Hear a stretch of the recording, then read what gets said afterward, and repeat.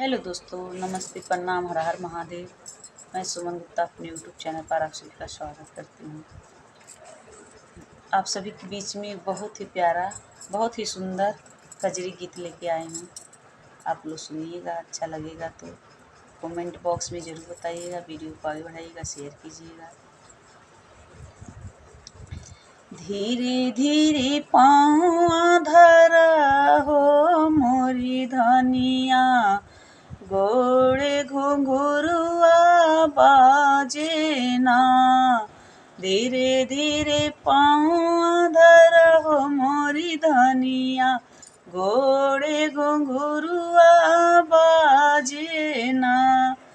सासु बोलावे हमके अड़ावे, सासु बोलावे हमके अड़ावे, माटे की पनिया भरावे ना। कुआना के बारी कठिन डगरिया, गोड़े घुंघरुआ बाजे ना। कुआना के बारी कठिन डगरिया, गोड़े घुंघरुआ बाजे ना। धीरे धीरे पाँवा धरा मोरी धनिया, गोड़े घुंघरुआ बाजे ना। बाली उमरिया में गवना कराया, बाली उमरिया में गवना कराया, गवना कराई के ससुर ले आया, गवना कराई के ससुर ले आया। नाजुक मोरी बदनिया ना, नाजुक मोरी बदनिया ना।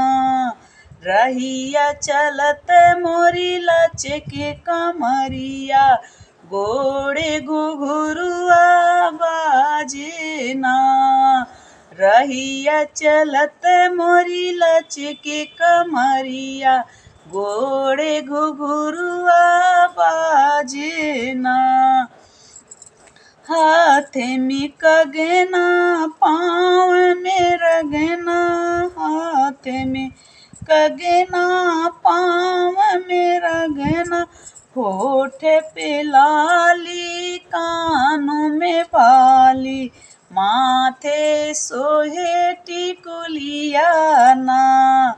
नाक में झूलनी कमर कर धनिया, गोड़े घुंघरुआ बाजे ना। नाक में नथुनी कमर कर धनिया, गोड़े घुंघरुआ बाजे ना।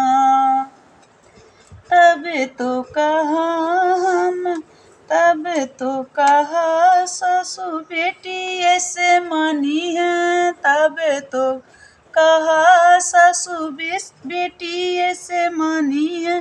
बहिनी तोहार अपन हम जानी है, बहिनी तोहार अपन हम जानी है। ससुर के रहबे दुलारी ना, काम करत भइले धूमिल चुनरिया, गोड़े घुंघरुआ बाजे ना।